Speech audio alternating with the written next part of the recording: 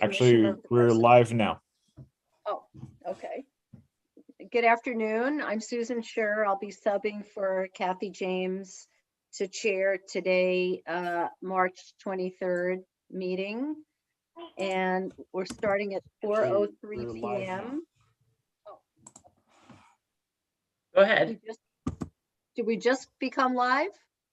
No, that was the video. It's on a delay. Oh, I'm sorry. I forgot to mute myself. My apologies. Oh, that's okay. Hi, Lisa. So I guess I need to read the governor's authorization, do I? Yes, please. Okay. As authorized by the governor's emergency executive order issued March 12th, I assume that's 2020, the Ukiah Unified School District Personnel Commission will conduct personnel commission meetings via video conference, telecommute until further notice. The meeting will be streamed via UUSD's live YouTube channel. Members of the public who wish to address the commission during the meeting are asked to please use the public comment form prior to the start of the meeting.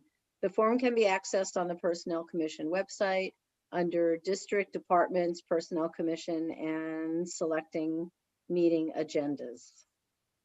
So, okay, can we have roll call, please? Kathy James, chair, is absent. Susan Scher, Here. Martha Giacomini. Here. Okay. And Lisa, I didn't know you were a football player. That's my son, pre-COVID. Okay, shall we do the Pledge of Allegiance? Do we have the flag here if we need it? We know what the flag looks like. Oh, there it is. There it is. Nicole, would you lead us, please?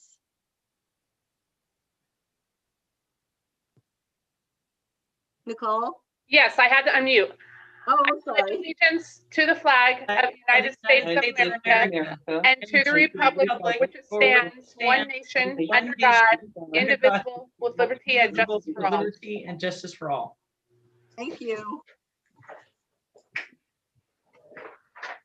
Okay, Martha, can you make a motion to approve today's agenda? I make a motion to approve the agenda. I second. All in favor, say aye. Aye. Aye. None opposed. The motion passes. Okay, so we have organizational updates. It's an opportunity for Personnel Commission members, district administration, or CSEA representatives to make a brief announcement, report on his or her own activities, or ask questions. Hi, I'll give you Hi, a Lisa. quick update. I mean, that we're not, it's COVID has, changed all of our wonderful activities. So this year we're trying to come up with a drive-by instead of doing our regular barbecue. I'm going to send out a Google form, and what we're trying to do is give them like a little goodie bag filled with useful stuff, maybe a CSEA face mask, some hands. We're not sure. A tumbler. I'm working on that right now because it's coming up super quick, so I have to get it ordered.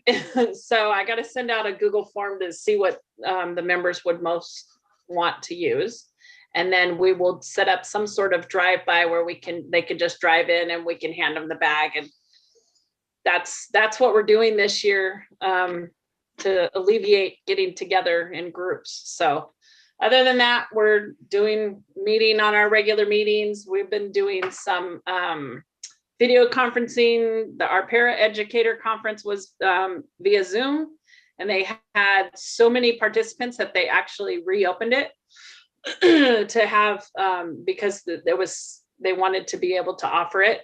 And since you don't have to, rent out the buildings, they can offer it to more people via Zoom. So everything with CSEA has been virtual, which has made it, the participation skyrocket, which is great.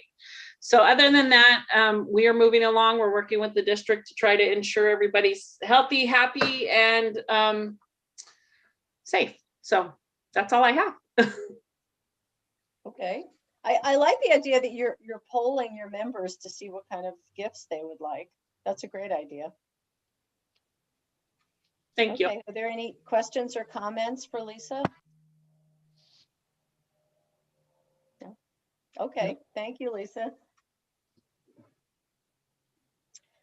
Okay, it doesn't look like we have any community input, but I shouldn't assume anything. Any members of the audience that would like to address the Personnel Commission regarding items not listed on the agenda?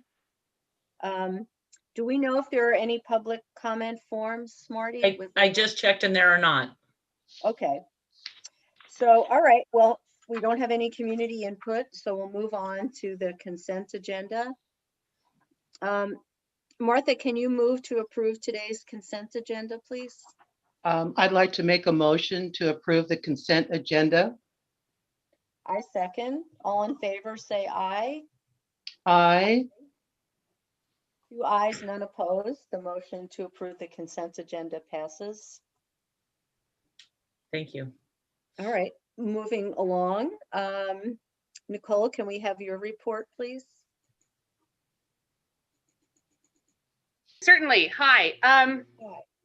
So it's been a big week. Our secondary students came back last Thursday for one cohort, and then another cohort came back yesterday for the first time. So that's super exciting. A lot of work has gone into that, and it's a big task, but it's exciting to see students back on campus. There are the challenges in bringing students back are really countless. But one significant challenge is transportation and how limited we are in what transportation we can offer. So that's something that we've been working on and discussing. And there's going to be a change after the break with our high school schedule, due in part to limitations regarding transportation. So that change is expected and still being kind of refined.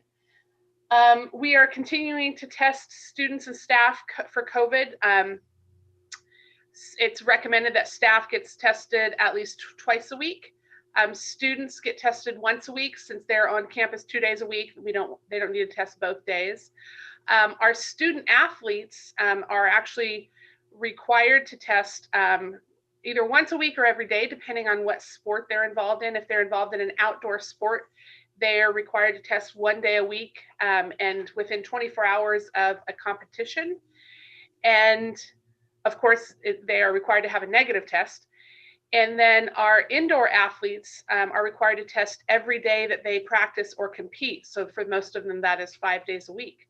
So that's really upped the testing in Ukiah Unified. So we have a lot of testing going on every day. So I also wanted to, I cannot recall if we let you know about this in January, but we signed an MOU with our employees regarding a reopening stipend to recognize some of the work that the significant work that has gone in to reopening, and that stipend was in the amount of $1,500. It was contingent upon certain funds coming through in the amount of $2.4 million. Those funds did not come through in that amount. They came through at just over $2 million.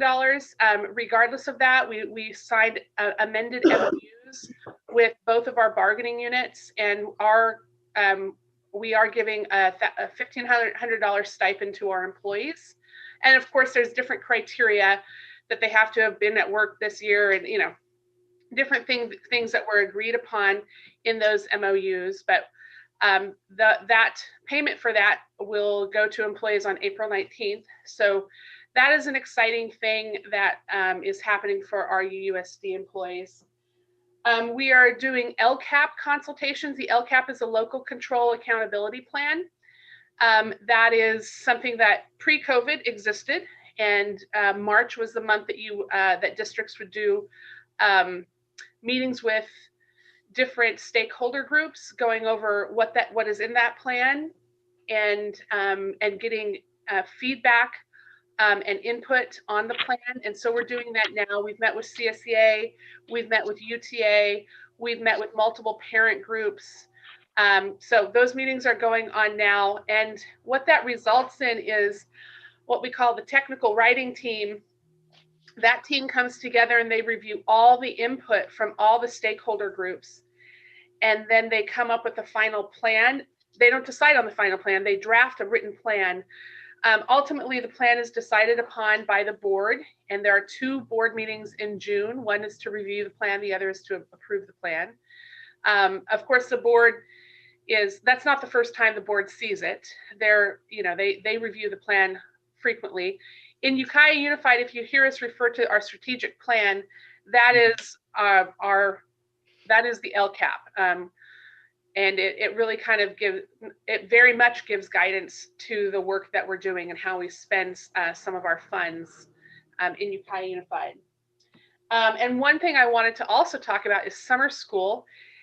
We're really trying to go with more of a summer camp, like a day camp idea, trying to entice students to come to school, re-engage in school, get excited about school. We are extending summer school, so it's rather than 4 weeks, it's 6 weeks. This is in response to a lot of the learning loss that has happened during remote learning. So you probably wouldn't be surprised to hear that it's difficult to find staff that want to work during the summer. They're pretty exhausted. So we're recruiting right now for teachers. After we figure out how many teachers and how many students will be in attendance, then we work on classified staff as well. So we're working on that right now. And I think that is my list. Will that, Nicole, the summer camp, will that be in small pods in person? Yes, it'll all have to be in compliance with the COVID guidelines. And is that all different grade levels? Yes. Oh, great. That sounds like a wonderful opportunity for everybody if it's available to all grades. Well, yeah, and it will be limited capacity. It really is going to be limited by how much staff. Most likely, the limitation will be how much staffing we can get. We are anticipating that we will have more student interest than teacher interest. So that will guide who gets assigned to summer school, which students.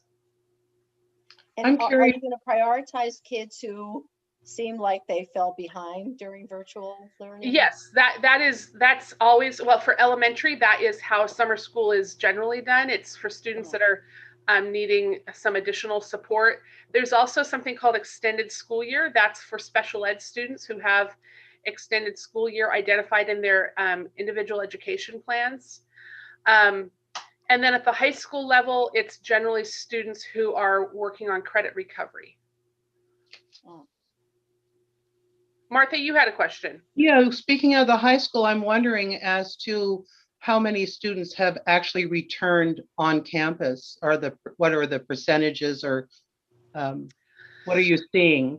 The high school does know this. I think it's about 60%. Oh, Are back wonderful. on campus. It might be less than that. Our schools all kind of have different breakdowns. I think the high schools maybe just under 60%. And how about Pomalita and Eagle Peak? Are they similar? I don't know what their percentages are. Okay. I saw some pictures with the students at the high school, and it looked like an exciting time to come back. Yeah. You could see the teachers, staff, students. So it's just such a wonderful thing. It's right. Good to see. Well, good news. Thank Yeah. you. Any other comments or questions for Nicole? Okay, thank you, Nicole. Okay, Marty, you're up. As Nicole discussed or talked about, we are looking ahead to summer camp and what that's going to mean as far as our staffing needs. We also right now are experiencing a heavy need for substitutes, paraprofessionals, substitute custodians. a little bit in the secretarial arena. So we've been recruiting really heavy in those areas to try and get more people cleared. The problem is that as positions become available, those are usually the top of the list for our interviewing process, and they're snatched up and put into contracted positions, which then leaves us short in subs again. But it's job security, so we're just doing them, getting people processed as quickly as we possibly can. Attached to my monthly update report in your packet, there's the 2021 vacancies, and as you see, the 2, 4, 5 at the top were the only vacant positions. We have filled one of those with a transfer request. The other 4 will be interviewing over the next week, and then I believe we just had two new openings, but those we can't interview for until April because of the 15-day period between posting and interviewing for the position. So anyways, really exciting. And we've had a lot of people coming in to take the para exam and bilingual exams. And so we're just plugging away. Great. I get a kick every time I see the freeway, what do you call it? The big Billboard. Yeah, what's the word for it? Billboard. Billboard, yes. Duh. Thank you. Yeah, it looks great. Yeah, we're already brainstorming of what we want to come up with next. So if anybody has suggestions, tell them to refer them to the Personnel Commission. We're always looking for new and interesting ideas. Okay, great. Martha, Can I do you have any? I would like to ask Nicole another question, and maybe Marty also. With the tiers changing in color, and if we were to go into the orange, what difference would that make at the schools? And have they implemented the 3 feet instead of 6 feet in distance in the classroom? And if that's impacted, also made a difference? So the 3 feet versus 6 feet came out on Saturday. Uh-huh. So we have not implemented that at this point. We need to follow the, we're working to see what that means for our schools. So because there's, we work with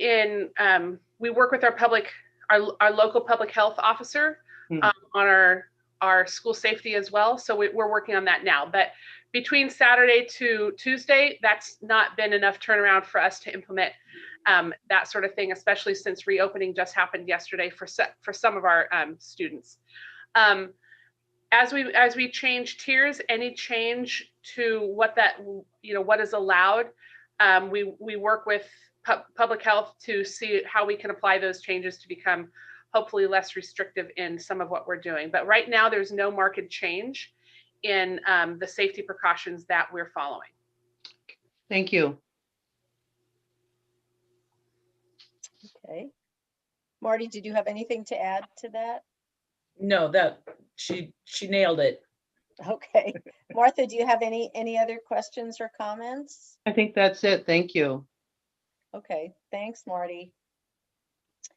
Okay, we move on to our action items, starting with 9.1, discussion and action on proposed revisions to PC Rule 415.4, notice of layoff.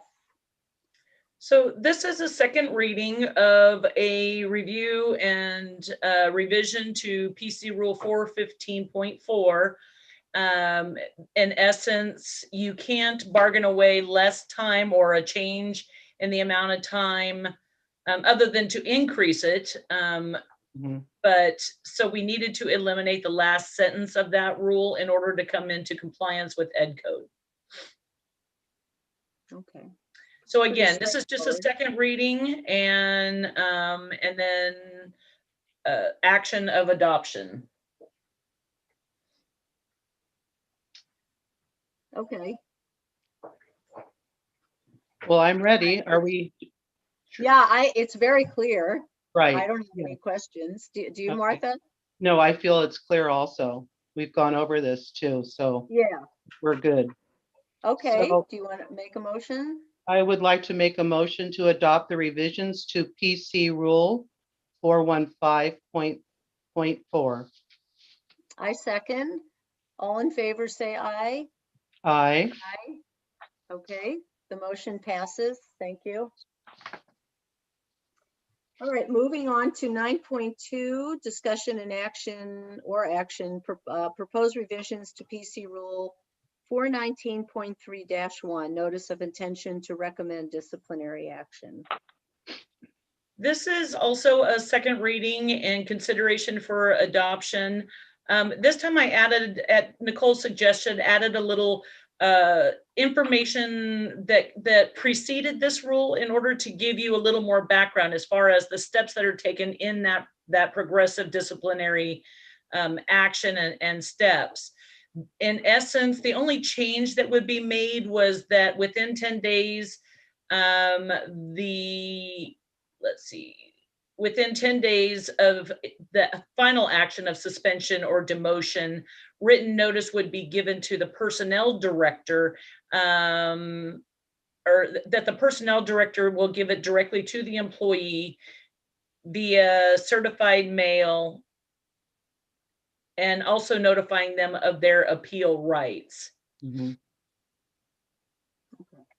I think that clarifies a lot of the confusion that we had last month. Right, and I think that was a great idea. Thank you, Nicole. Right.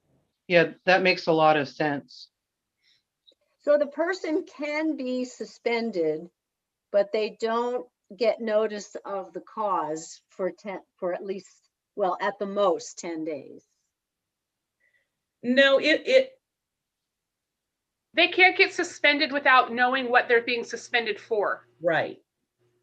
You don't, so if you're suspended without pay, you go through the disciplinary process and you have a hearing before that happens. You get it in writing, you have a hearing.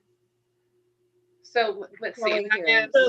So the notice that action will be taken is given at least 10 days before any action is taken. The only exception would be is if they were put on paid administrative leave pending the investigation, and there's various steps up above that outline those steps. So But the notice is given to them at least 10 days before any action is taken. Oh, okay. So the 10 days, let's see. So they get the cause within 10 days of the suspension demotion. Right. Oh, those are the written charges. Right. And that they have, and their rights to appeal to the personnel committee. Oh, I see. Okay. It's just making sure that they're given at least 10 days notice, and it's not like, oh, by the way, we're going to be meeting this afternoon to discuss. Right. So the suspension won't actually happen until they get the notice. Correct. Okay. Okay, got it. Okay, it doesn't change anything. It's just a clarification, right? Right. Okay. So we'll say there was an incident and you were brought in front of your supervisor, and the supervisor has made you aware of what you did. At that point, then there would have to be within 10 days, you would have to do that. They would have to have that paper within 10 days of being informed about it. Is that? No. No. That's just what you're describing is just an oral or verbal reprimand. Okay. And so in progressive discipline, that's actually not, that's part of the process. That's not actually considered discipline, because the employee is not losing out on anything. Until an employee loses out on pay, it's actually not considered discipline. So that's a verbal warning. Okay, so that's informal conference, oral reprimand then. Right, right. That would be the first step, sort of? Correct. Okay. It depends on the severity of the situation. Obviously, if you're going to steal money from the district, you don't just get a verbal reprimand. For something like that, It would most likely go straight to dismissal. Okay, that explains it to me. So it only applies to suspension, demotion, or dismissal. Right. However, if there is cause great enough, the person can be brought in, suspended immediately, with or without pay, depending on the severity of the offense. And that process still takes place, at which point I would get notice that this was happening. I would mail them that there will be a hearing, within so many days. So they would have 10 days advance notice, so that if they needed to contact an attorney or have representation, they have time to do that. Okay, that makes a lot of sense. Yes. And rarely, if ever, would you ever suspend without pay. And one thing that is, I mean, to be considered is that there's a lot of ed code that gives guidance to employee dismissal and suspension. And that our PC rules don't go into all of that ed code, Right. but there's a lot. So there's no way to suspend employee without pay. Well, outside of these sex or narcotic offenses, Right. if you're going to be suspended without pay for, I don't know, taking money from the district or whatever, something lesser, there's no way legally for that to be a surprise. You have to have been given written notification. You have a right to view the charges that are being brought against you. And by charges, that's charges to dismiss. It's not necessary charges with, like legal charges. So it's quite the process. Okay. Well, it's called due process, enshrined in our Constitution. Okay. We are taking action on this today. Right? Yes. We are, right. Okay. Are you ready for a motion? Yeah, go for it, Martha. Okay, I'd like to make a motion to adopt the proposed changes to PC Rule 419.3-1. I second. All in favor, say aye. Aye. The motion passes. All right, moving right along to agenda item 9.3. Oh, so the next few are discussion only. Right. So these are first readings of proposed changes to some of our PC rules as part of the review from legal counsel. Okay. So the first one we're taking up is Rule 421.8-2-4 paid leave days. Right. And so to differentiate between paid leave and paid sick days, we wanted to change some of the language and to make it clear, this is in reference to those who are not eligible for paid sick leave under Labor Code 246. So in other words, classified substitutes is number one that comes to mind. So, and this came about a couple of years ago when the state of California adopted required paid leave laws.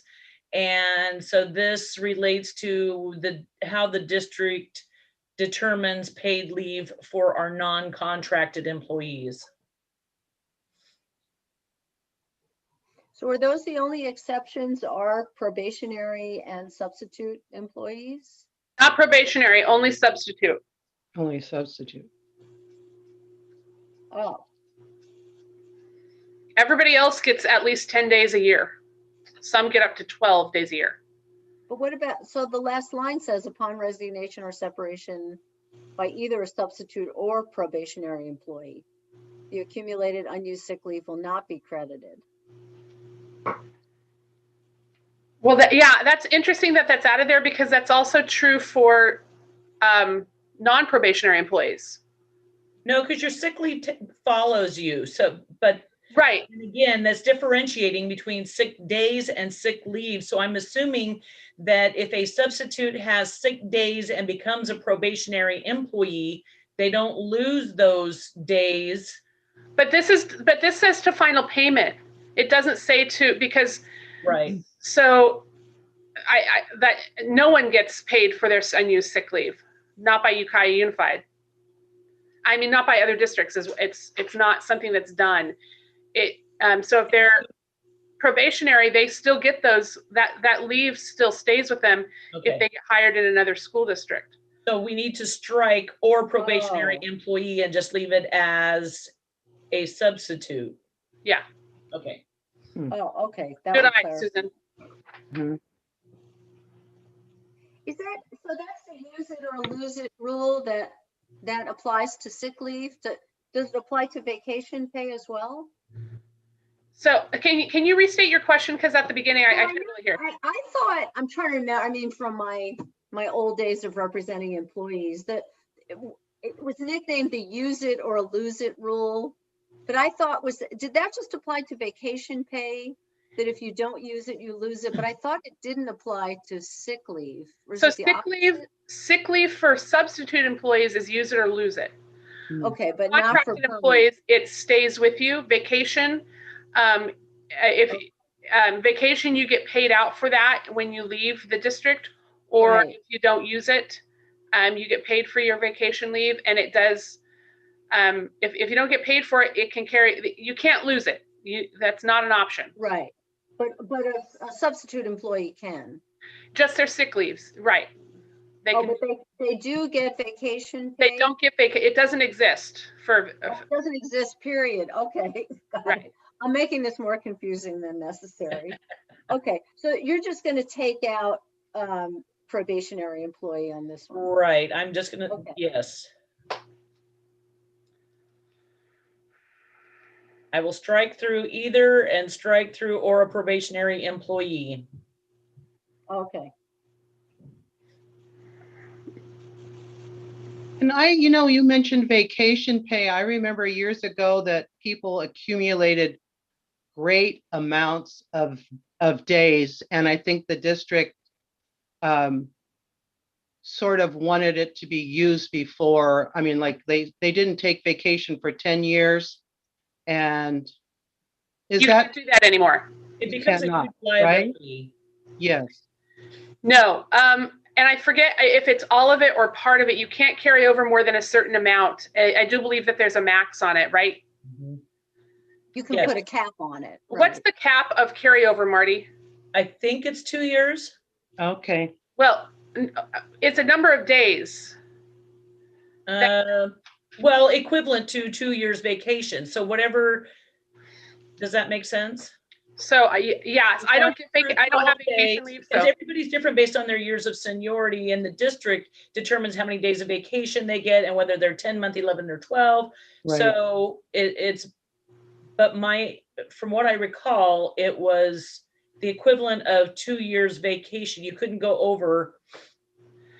So, and Martha, so it's something that is monitored, and we get reminders as managers of any people in our department that have unused sick leave, or I'm sorry, unused vacation leave, so that we can encourage our folks to take their vacation, since that's an important part of mental health. Yes. And then if any vacation that's not used, I thought that the carryover was 10 days, and maybe that's 2 years. I think it is. So anything beyond that gets paid out, so that they're not carrying over gobs and gobs of vacation every year. Right. I just remember for I don't know, I think it was custodians. It was just like they just never used their time off. They never went on vacation. It was always they were needed. Other issues, and then this vacation time was carried for years, and that it did become a problem. So I was just wondering if that was still in place. So they would retire with about $40,000 in vacation pay. Right. And then, of course, over the years, your increase in salary also increased with your, Right. right? Yeah. Yeah, and it was a huge financial liability to the district, so that's why we've put a stop to that, so that it doesn't happen anymore. Right. Okay, so Martha, could you motion with the change that Marty We're not made? taking action. This was just a first reading. Oh, I'm This will come back sorry. to our next Right, meeting. right, discussion. Okay, never mind. Thank So you. we'll be all set for next month. Okay, next is 9.4, discussion of proposed revisions to PC Rule 421.14, personal necessity leave.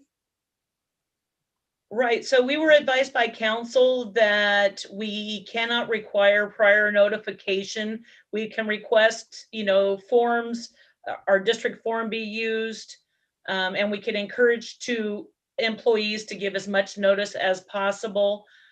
We also needed to include the definition of immediate family, which comes, is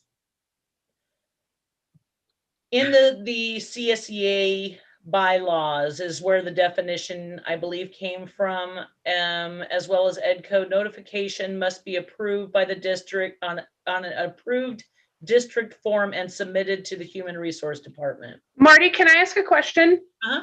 Is it required that this be in the PC rules? It seems very strange to me that this is here because the collective bargaining agreement is where this is negotiated.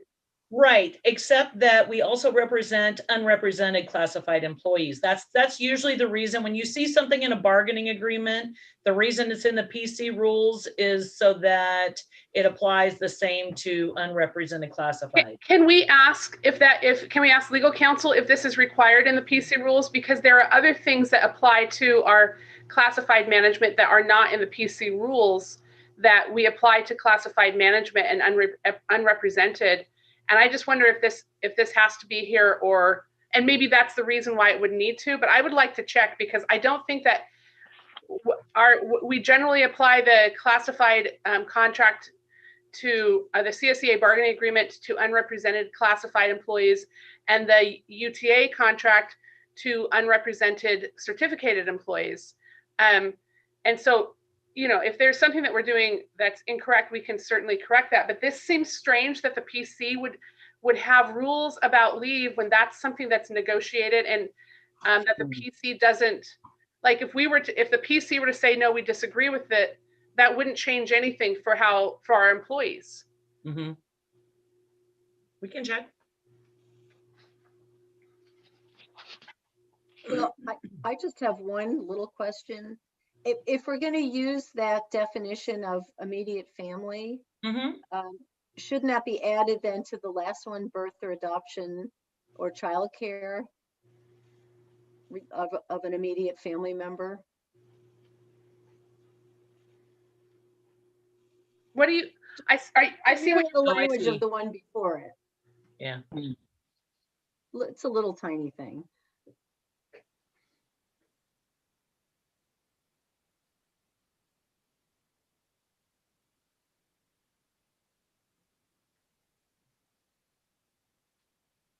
Does that make sense, Marty? I think so. I'll have to read it again, and I understand it's so employees may use a maximum of 10 days of accumulated sick leave in any school year for personal necessity for the following purposes: death of a member of the employee's immediate family, and then immediate family is defined as children. You can also take it for the birth and adoption or child care. But I think the reason that it says member of the immediate family for the purposes of this is that first line, death of a member of the employee's immediate family.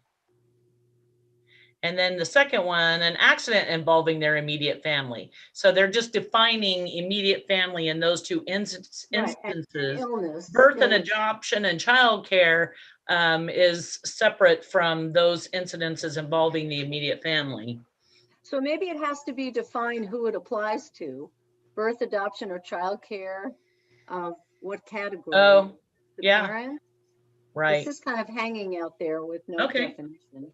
Birth, adoption. But I wonder if, like, I don't know. As an adoptive parent myself, I like that. I thought that had the same broad strokes as all the other one did. So if I adopt a child and my mom works for the district, can she take time off to help me with a newborn adopted baby? Right. I see where you're going with that. Thank you. So it seems fair that would apply to anybody, or the birth of a child, if grandma's going to come and help out, or. So I just want to restate that this is something that is in applying absences, the Personnel Commission rules are not what is referred to. It is the collective bargaining agreement that's referred to.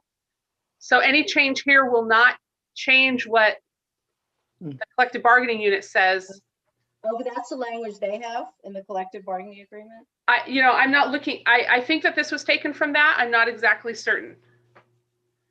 Oh, so we can't change anything if they haven't changed. I mean, you could change the Right. rule, but it won't change what's applied to employees. Right. Because remember, we have that disclaimer at the beginning that bargaining unit language to members of the bargaining unit trumps anything in the PC rules. Mhm. Oh.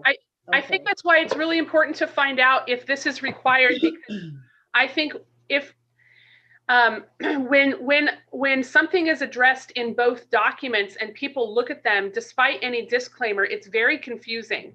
So I think if it's not required by law that this be addressed here, I would suggest that it be removed entirely. Oh, I see your point. Yeah. But Marty may be correct that the reason we have it there is for the unrepresented classified employees. But if that's the case, then there are other things that are not in here. Well, there are other rules that we've revised since I've been here, and that was why, is because the employees were not covered by the bargaining unit agreement, and it had to do with working out of class for, say if they're working in classified confidential versus classified management. Neither of those are protected by the collective bargaining agreement, and so that's why they were revised in the PC rules to make sure that we were consistent. And I know that the district's really good about making sure that they apply the same privileges and rules to all classified as those that are in the classified bargaining agreements. So it is a valid question to ask council if it's really necessary. Okay, so you'll come back next I will. month with more information. Okay, thank you. All right, then moving on to 9.5, discussion of proposed revisions to PC Rule 408.6-5, seniority bonus points, and 408.15, preferential promotion credit. So this came up, we had a classified position come open, and we had a certificated employee apply for the position, and it was unclear, and there was it was questioned whether the certificated employee receives the same seniority bonus points and employee preferential promotional points as a classified member of the district, because some felt that it was meant for classified only, but because it says employee of the district, it was given to the certificated employee as well. So I was asked to bring this forward just as to have a discussion as to whether this needs to define a district of the employee as classified or leave it just as district employee. So is that up to us to decide? Yes. Oh, okay, it's a big responsibility.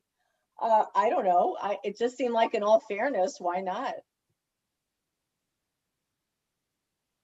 Yeah, I mean, it should count the years of service, certified or classified, I would think, when you say a district employee. Yeah, And it seems punitive not to. And until you said that, I never even thought of the, that would happen. Right.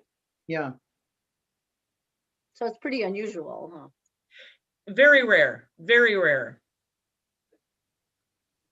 So is this individual waiting for a decision on this? No, the position we've already interviewed, the employee was given because the PC rule said district employee.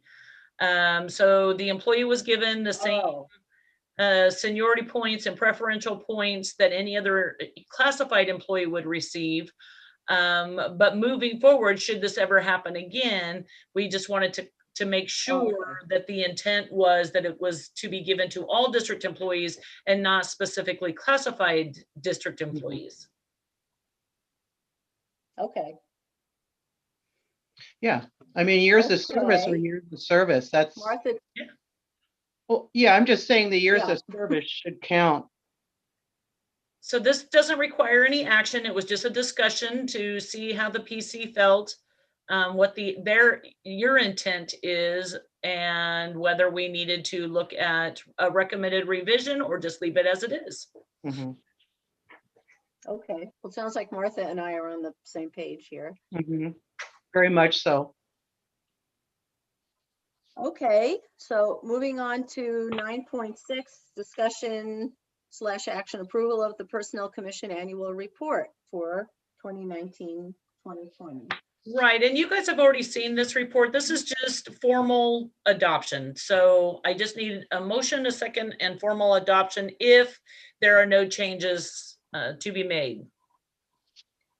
No, I think it looks great. The Mhm. only question I had, I don't know, only because you have the commissioner's terms when we were appointed, when our terms expire. Uh-huh.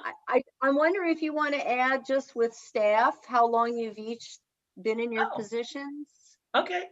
Not the Mhm. same as terms, but I Yeah. might be curious if I'm an employee. Wow, Lori's been there forever. I wonder how many years.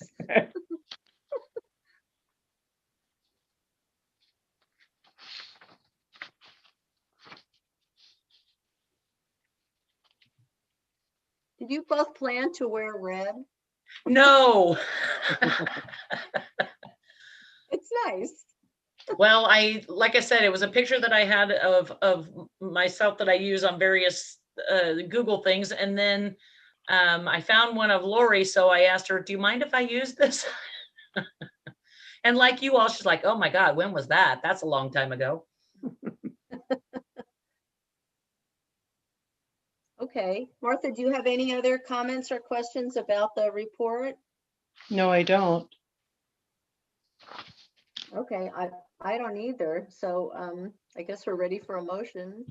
I'd like to make a motion for the approval of the Personnel Commission Annual Report of 2019 to 20. I second. All in favor, say aye. Aye. Thank you. Martha, you chopped. Did you say yes? I'm sure you said yes, but I didn't hear it. Aye. Oh, okay, thank you. Okay, the motion passes. Okay, moving on to 9.7. Discussion first, review first draft of Personnel Commission 2021-22 budget proposal. Because of timelines and the district's need to adopt a budget and our May deadline to submit it to the County Office of Education for final, or after it's been approved for final approval or rejection, we kind of had to backtrack. So that's why you're getting kind of a rough draft just to kind of start the wheels turning so we can look at this.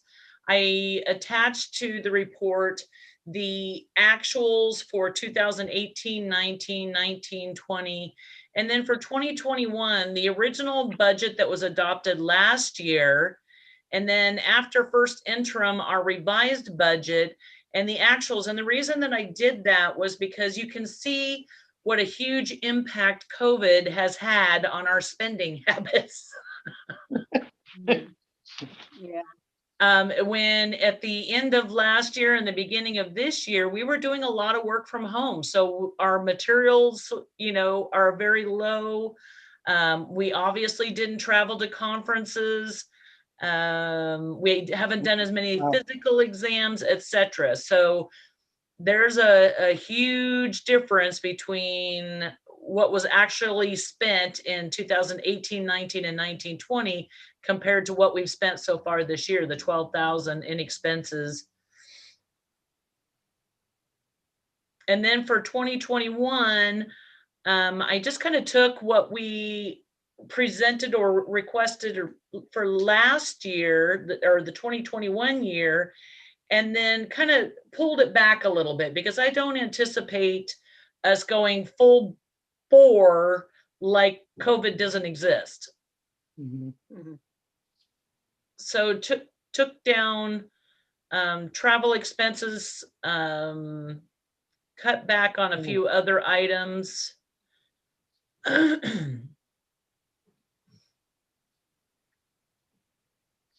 did you still come out with more for this year or next year? Salaries.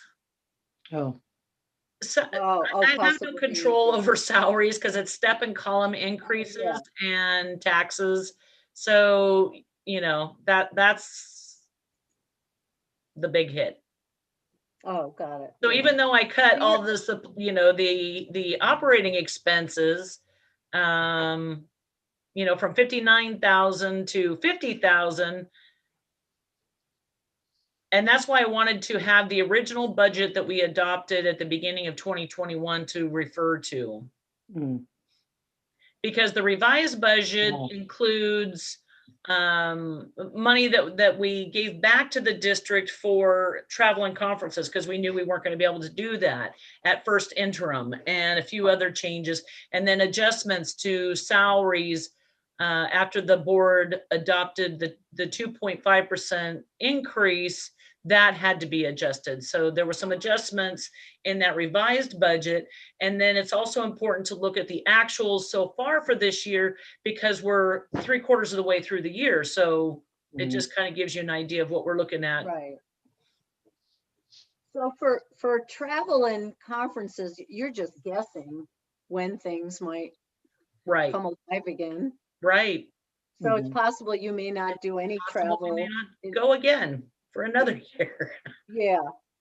Or at least till 2022, it looks like. But I have been attending several trainings lately, and while CASBO is doing theirs virtually, CSPCA is talking about doing one in the next spring, like maybe next May, in-person conference, which would require that conference Yeah. travel. That seems feasible. I think you did the best you could with the guesswork. Thank you. I mean, who knows? It's pretty hard to put any numbers. Well, I just got out my magic 8 ball and asked a few questions. So is this subject to further revision? Yes, absolutely. This is just, like I said, this is just the first time you guys are seeing it. I wanted to Right. have a discussion with you to see, you know, do you have any concerns? Is there anything that I may have overlooked that you'd like to see changed? So I'm curious, since you're working at home, do you get reimbursed then for having to buy your own supplies since you're at home? No, we don't really, the supplies that we use, we take from here. Oh, you But just bring them again, home. because we're not having people come to the office like we were before. We're not doing the number of exams we were doing before. We have done a much better job of becoming electronic. So rather than printing out all the forms that applicants submit, we store them electronically. So Oh, I again, see. we're not using those, you know, copier supplies like we have in the past. So, Right. but Lori and I are both back full time. So, you know, that's going to change it a little bit. We're not working from home like we did Mm. a couple months ago. You're both working Yes. totally? So when school started opening back up, Lori and I came back full time. Oh. So full-time meaning in person? Right. Oh, okay. Well, I don't really have any questions. I mean, I think you did, under the circumstances, you did a great job with the guesswork. I mean, I'm in no position to second guess you on your estimates. Well, I just wanted to make sure you guys didn't have any questions, or if you had any comments or suggestions. I'm really open. Do you have anything, Martha? The only question I have is on the form, there is a highlighted number for H&W class per comm for 43,242. Oh, yeah. Right. And why is that highlighted? I'm just curious. So what happened was last year, when we adopted the budget and they somehow there was an overestimate of the health and welfare Okay. in the original adoption of the budget. So up at the top, 3402 health and welfare was overestimated by one person. And so that money was moved from that category down into kind of a, I can't think of where it went. It's not really, oh, a reserve. Okay, so it's just kind of a holding account until we could determine if and where and if it needed to be used. And so we took part of that money, the overestimate, and used it towards the salary increases that the board approved for everyone in the district. And then the remaining balance was put down into a reserve that we could use in any way that we felt we needed to. Okay. Yeah, that just stood out. I was curious about Yeah, that. the 16, 18 originally was more, but again, those funds were used to offset salary increases, and then that money was moved at the first interim. We said, you know what, we have money in every account that we need money in, so. Yeah, looks good to me. Yeah, yeah. Sure, I you got think your you did numbers a right great on, job. Marty. Yeah. Thank you. Okay. All right. Well, so it's possible you might have some revisions when we see it again next month. Right. If something comes to my attention, I may have to make some minor revisions, but it will come back to you. And then in April, it also goes to the board for their reviewer input. And then it comes back for final adoption in May and goes to the County Office of Ed in May for their review. Okay. Okay. All right. Thank you. All right. So we're at 9.8, discussion of recognition of classified employees. Well, as Lisa talked about, you know, we're still at a point where we can't do large gatherings. And so I was just looking for suggestions. Kathy had sent me a couple of items that she thought were really neat, like anyways, there's some suggestions that we could do for the personnel from the Personnel Commission. And then we did end up having a couple of donated items from earlier in the year after the last year's event, but prior to the major COVID shutdown, we did receive some donations. And so we have those to raffle off or give away. But again, you know, just trying to look at what the Personnel Commission would like to do in recognition of the classified staff for Classified Appreciation Week. So is the idea to give everybody something? The way you've always made sure people went Right. home. So last year we did the tumblers and we did the lanyards. This is one of the suggestions that Kathy had with the PC logo on it.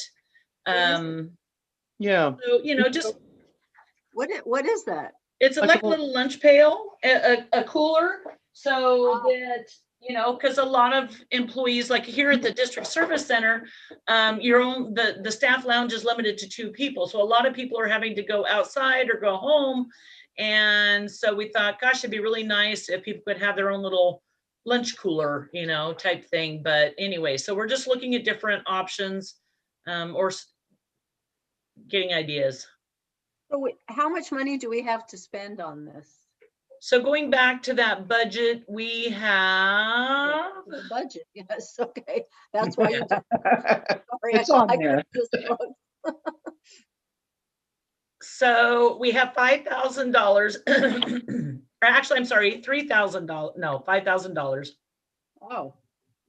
Roughly. I mean, we've used a little bit for promotional materials, but we also have quite a substantial amount left in advertising. And so because we're putting the PC logo on it, you know, we could do an interfund transfer. Well, the first thing that comes to mind is if we're going to be spending money on stuff, the local businesses have really been suffering. Right. Some of the restaurants have been doing great, and of course the big box stores are doing really great, but a lot of that money doesn't stay here. So I would love to see, kind of a win-win, give the employees really nice stuff, but also support the local businesses, gift cards, and I'm talking about the little mom and pop individually owned stores that, Mhm. Instead of asking them for donations, which Oh, they're yeah, we we definitely like, want to do that. you get like gift certificates for meals or, groceries at like locally owned businesses, just anything so the money stays here instead of going to Walmart or Costco or some online, out of town business. So it's going to take a lot of thought how we spend it, but to try to shop locally as much as we can. Yeah, I'm not sure that we could do gift certificates, purchased gift certificates. I don't think that that's allowed, Oh, but it does give me ideas that I can check with our local businesses to see how they can help us with our advertising. What products do they have that would help in that arena? So that does give me a good idea. oh, you mean stuff that they could make with the logo? Right. Oh, okay. Yeah, that would be my priority, is keep it as local as possible. Okay. So, okay, this is just discussion also. Yep. Okay, Martha, did you have anything else? No, I'm just trying to think of things. I'm not coming up with anything at the moment. But I do like, Why can't we is there some prohibition on buying gift cards for meals from businesses? Yes, Nicole's saying yes too. The gift of public funds, when you're Mm. giving them an item that can be used, it's a little different. It's just it's a dodgy topic. Just Oh, schools can't buy gift certificates for people. You have to oh, negotiate something that's going to be like a payment. oh, interesting. Huh. Oh, that's unfortunate. Okay. All right, well, I'll think about it. And Martha, you may have some ideas for the future Mhm. also. All right, so moving on to number 10. Do we have any public comments regarding closed session items? We do not. Okay. Oh, Ian's back already. Oh. Put me on the spot. All right, well, we're ready to go into closed session then.